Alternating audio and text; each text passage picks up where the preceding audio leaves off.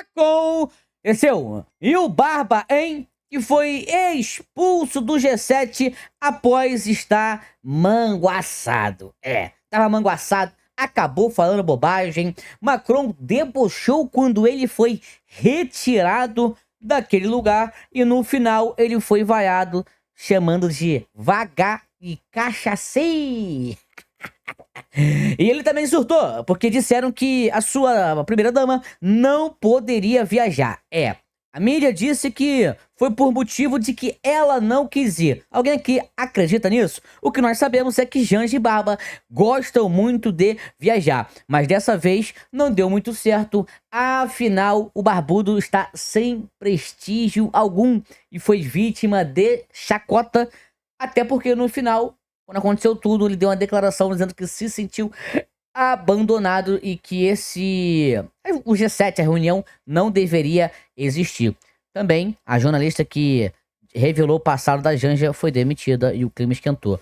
Vamos dar início ao conteúdo sem mais delongas. Deixe agora o seu like, se inscreva no canal, comenta de qual estado você está nos assistindo. Olha isso aqui, ó. Se fosse hoje 2026, você quer que o nosso capitão volte? Se sim, comenta, volta, capitão. Simbora, olha aí, ó. Eliane Cantanhede, do Globo News. O Barba vai arriscar em 2026? Parece mais difícil a cada dia. Se você acha que acabou, não acabou. Olha isso aqui. Olha o que disse Metrópole. Janja decide não acompanhar o Barba em viagem ao G7 no Canadá. Primeira-dama optou por ficar em Brasília e não acompanhar o barbudo durante a viagem. Alguém acredita nisso, companheiro? Ninguém, companheiro. Olha aqui a Miriam Leitão, né? Hora de parar a taxa de juros. Antes eles partiam pra cima do Roberto Campos Neto. Agora que não tem como mais falar dele, ela fala, vamos parar a taxa de juros. Não bota a culpa no pai, não é mesmo? Olha aí, pessoal. Está sendo lido agora por Davi Alcolumbre a abertura da CPMI que vai investigar a roubalheira do governo Lula e dessas organizações criminosas travestidas de sindicatos contra os aposentados. Então, tá lá lendo agora e parabéns, vamos investigar e vamos pegar esses ladrões desgraçados que roubaram. Tomara que não vire circo igual virou a outra, né? Olha a diferença, tá? Acima do seu televisor tá o barbudo na posse, abaixo nosso capitão. Olha a diferença de um para o outro, né? Abaixo nosso capitão ali, 7/9 de 2022, né? Com diversas seguranças ao redor para garantir a segurança, de fato. Com uma multidão que você não consegue nem contar quantas pessoas tem. Já o Barba acima somente o pessoal de segurança, ou seja, é discrepante a diferença de um para o outro, né? Se os políticos fossem filmes, o Lula seria o roubo do século. Bolsonaro também tem um filme, Prenda-me se for capaz. O Haddad, o impostor. Pablo Marçal, Forrest Gump, contador de história. Boulos, o invasor. O Janones também tem um filmaço dele, O Vai ou Racha. O Alexandre de Moraes, uma série incrível chamado Olhos que Condenam. E pra finalizar, a Dilma com seu filmaço clássico, E o Vento Levou. E o vento levou. Muito bom, né, cara? Olha isso aqui. O presidente Lula chega aqui em Calgary, no Canadá, nesta segunda, para dar a real ao presidente americano Donald Trump e aos demais líderes do G7, o grupo de países mais industrializados do mundo. Isso é o que disse a mídia, mas o cara foi largado de mão. É tudo mentira. Essa frase, espalhada pela assessoria de Lula com pompa propagandista, é uma fraude intelectual. Uma ficção política digna de um teatro de quinta categoria. Lula não foi ao Canadá para dar a real a ninguém. Lula sequer tem assento na mesa de decisões. Foi convidado como um figurante protocolar, sem voz, sem voto e sem interlocução direta com Trump. Nenhuma reunião bilateral, nenhuma influência nas resoluções, nenhum papel real, apenas presença simbólica para compor um cenário de diversidade diplomática. Um prêmio de consolação para quem tenta posar como protagonista, mas é ignorado pelas grandes potências. E falando em protagonismo, a verdade é que Donald Trump nem sabe quem é Lula. O presidente americano está preocupado com segurança energética, conflitos internacionais, reindustrialização e alianças estratégicas. Não tem tempo nem paciência para figuras folclóricas que tentam aparecer. Exatamente, figuras folclóricas. Já vamos trazer isso daqui, mas olha só o lance do Barba. Tudo começou aqui, olha aqui, ó. Em 8 idas ao G7, o Barba reclamou do grupo e teve sugestões ignoradas, como mostrou ali, né, o nosso cara amigo, que ele não manda em nada. Tá aqui, ó. Olha só como é que ele ficou abandonado.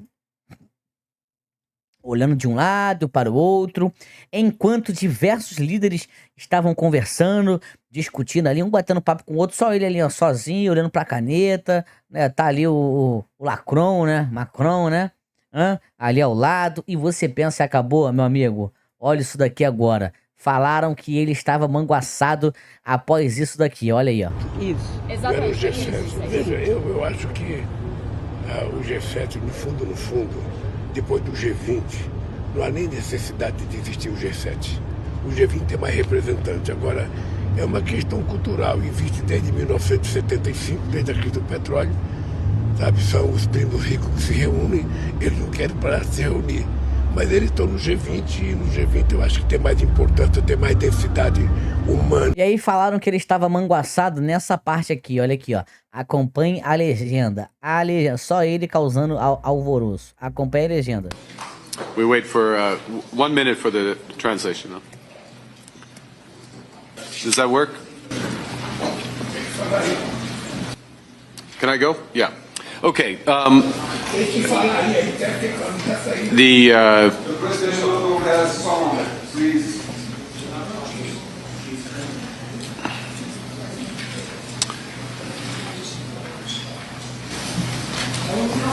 Olha aqui, ó. Aqui tá o Barba e o Macron do lado dele, ó. Manda falar qualquer coisa pra ver se o som sai aqui. Manda falar qualquer coisa pra ver se o som sai aqui. Is it? Não tá saindo aqui. Olha o Macron rindo aqui, ó. Olha o Macron rindo aqui, ó. Quem tá vendo o Macron rindo, ó? Porque eu preciso falar ainda. Does that work? Are we working now with the translation or the sound, Mr. President? Muito baixo, Sérgio, muito baixo.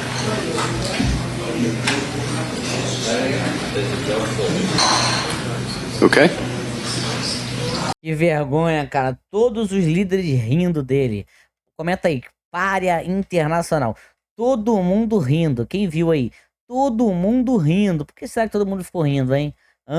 Todo mundo ficou rindo. Teve as sugestões dele ignoradas. É, rapaz. É por aí, né?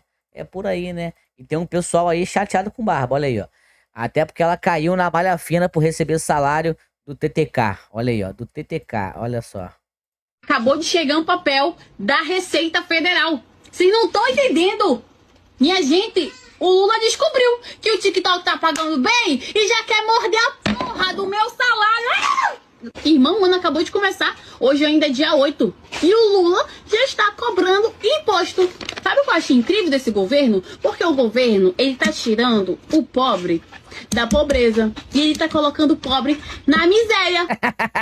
Muda, Brasil. Caraca, velho. Parece que nesse país, o brasileiro não pode ganhar dinheiro. Ai, é que a gente tem que dar conta. Tá, beleza. E eu também quero dar conta do dinheiro que tá chegando lá. O que estão fazendo?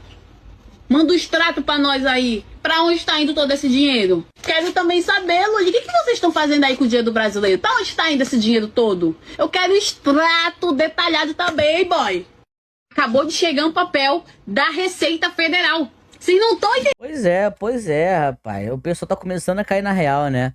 O pessoal tá começando a cair na real, começando a entender como é que funcionam as coisas, né? Demorou, mas o pessoal tá acordando. Olha isso aqui. Né, essa jovem, o que ela fez? Ela fez um vídeo, né, com os parentes dela, dizendo o seguinte, né, olha aqui, vô, olha vó, olha tio, manda um abraço aqui, né, uns parabéns, né, felicitações aí ao meu amigo Luiz. Aí os parentes dela vão, oi Luiz, parabéns, feliz aniversário. Aí depois ela fala, é o Luiz Inácio, né, ela revela que é o Barba, né, zoando, brincando, né, um tom jocoso. E aí todo mundo, a reação deles é bem engraçado, olha só. Ô pai, manda um beijo pro Luiz. Quem é o Luiz? Luiz faz um beijo aquele cochane e tal. Ô, Quechão, um beijo de fotinho, Luiz. Ô, Luiz, um beijão. Beijo, Luiz Inácio Lula da Silva. Hã? Lula? Lula? Vai tomar no cu. Ah, rapaz, ninguém aguenta mais o barbudo. Ninguém aguenta mais o barbudo. Informações importantes sobre Mauro Cid. O Supremo Tribunal Federal aguarda os dados sobre as mensagens ligadas ao tenente-coronel. O ministro Alexandre de Moraes determinou o compartilhamento dessas informações. A plataforma é algo, Luísa Martins, que pode levar ao cancelamento da delação premiada.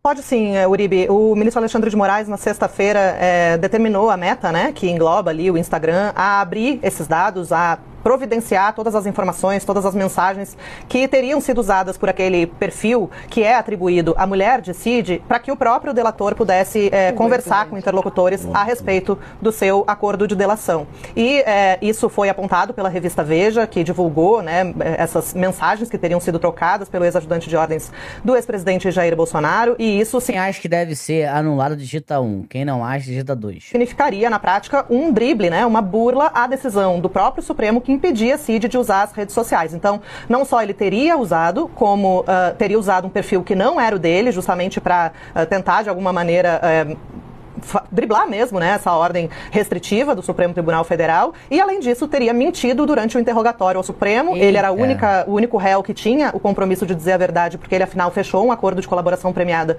com a Polícia Federal. Isso foi alertado ali de alguma maneira pelo ministro Alexandre no início da sessão, e ele teria dito, né, que não havia usado as redes sociais e que o perfil talvez fosse da sua esposa, mas ele também não deu muita certeza ali naquele momento. Cid nega, né, diz que essas mensagens são forjadas, tem manipulação, e pediu, inclusive, para o próprio ministro Alexandre de Moraes investigar, né, a origem dessas mensagens, e se colocou ali, a sua defesa se colocou à disposição para prestar. Eita, rapaz. Eu acho que deveria sim ser anulada, com certeza, sem dúvida nenhuma. E o nosso capitão, rapaz, no dia de hoje, aonde... Presidente Prudente, tá? Olha aí, ó. Que festa maravilhosa, né? No aeroporto, ó.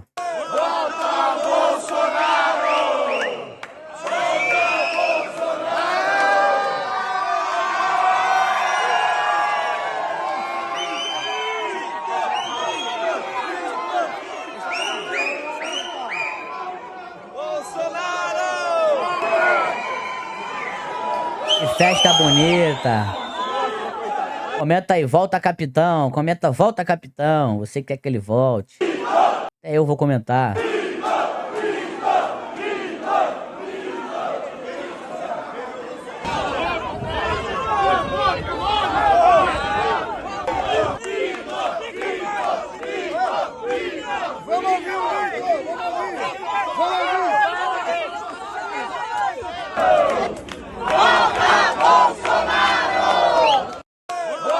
Volta, capitão. O povo clama a sua volta, o seu retorno. Ninguém aguenta mais o barbudo, ninguém aguenta mais, rapaz. Eu esqueci de trazer esse daqui, né? Fala que ele tava manguaçado, vamos ver aqui, ó.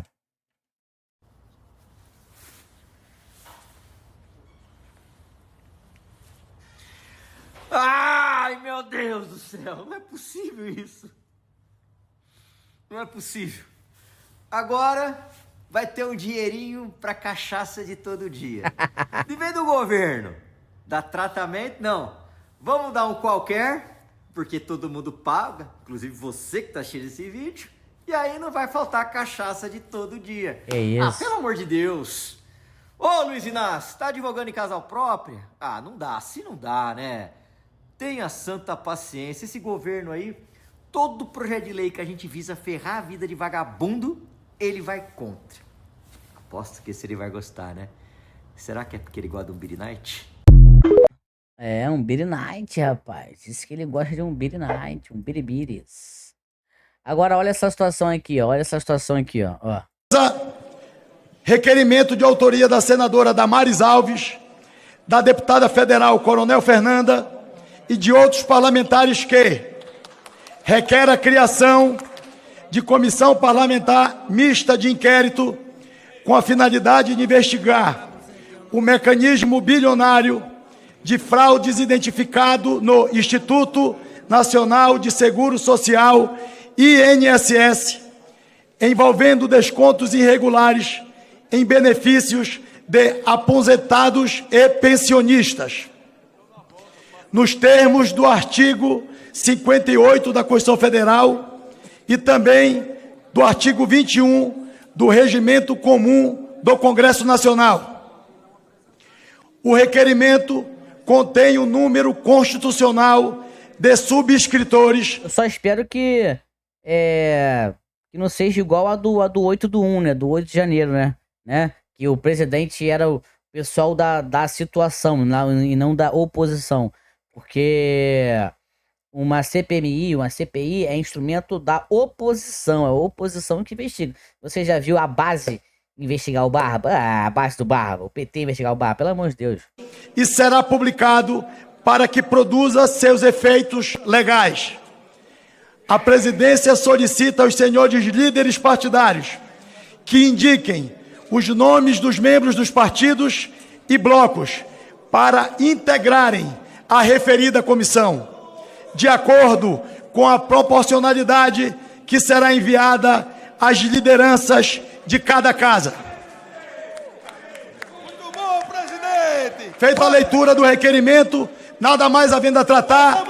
Top, é isso aí, é como eu falei. Agora é esperar que dê tudo certo, né? É esperar que dê tudo certo, né? Que eles não inventem coisa A ou coisa B. A Carol Detone tem um recado aí. Botaram luz aí. É o seguinte, ontem a gente viu aquela votação sobre o regime de urgência, o projeto do governo. A senhora e seu partido estão muito mobilizados contra qualquer alta de imposto.